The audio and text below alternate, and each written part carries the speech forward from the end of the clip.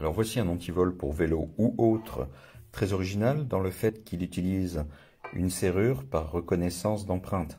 Donc il n'y a aucune clé, il y a uniquement un module de lecture d'empreinte ici, qui se trouve sous le capuchon anti-poussière, et qui permet de reconnaître jusqu'à 20 empreintes, les deux premières étant des empreintes administrateurs, qui seront utilisées à chaque fois qu'il faudra créer un des 18 autres utilisateurs.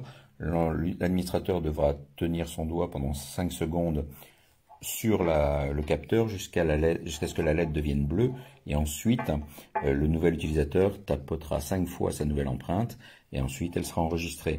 Alors on voit ici que si je mets mon empreinte admin, voilà, on va voir que le loquet s'active. Voilà, là il se ferme. J'ai un peu de mal avec le focus. Si je remets mon doigt, il s'ouvre. D'accord? Si par contre je mets un autre doigt, il ne se passe rien. Et on voit que la lampe est rouge, signalant que c'est une empreinte non reconnue, alors qu'elle est verte avec une empreinte normale. Le cadenas fait à peu près 560 grammes, je crois. Je posterai la photo du poids. Il est livré avec un support de cadre, ce qui évite d'avoir à transporter le cadenas dans son sac et d'occuper de la place.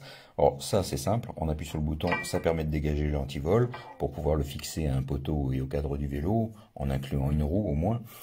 Alors le support se fixe simplement au vélo par les deux vis ici, qu'il suffit d'ouvrir pour écarter et passer le tube dans le cadre. Comme ça fait un support pratique, hein, c'est très simple. La batterie a une durée de 12 mois, mais il est recommandé, enfin moi je préfère la charger une fois par mois afin d'éviter de me retrouver sans batterie et avec le cadenas bloqué.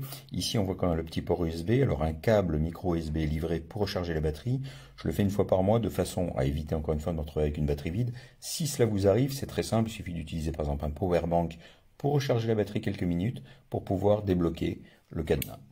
Voilà, ça fonctionne très bien. Ça m'a l'air fiable, hein, à voir dans le temps maintenant, mais pour l'instant, aucun souci.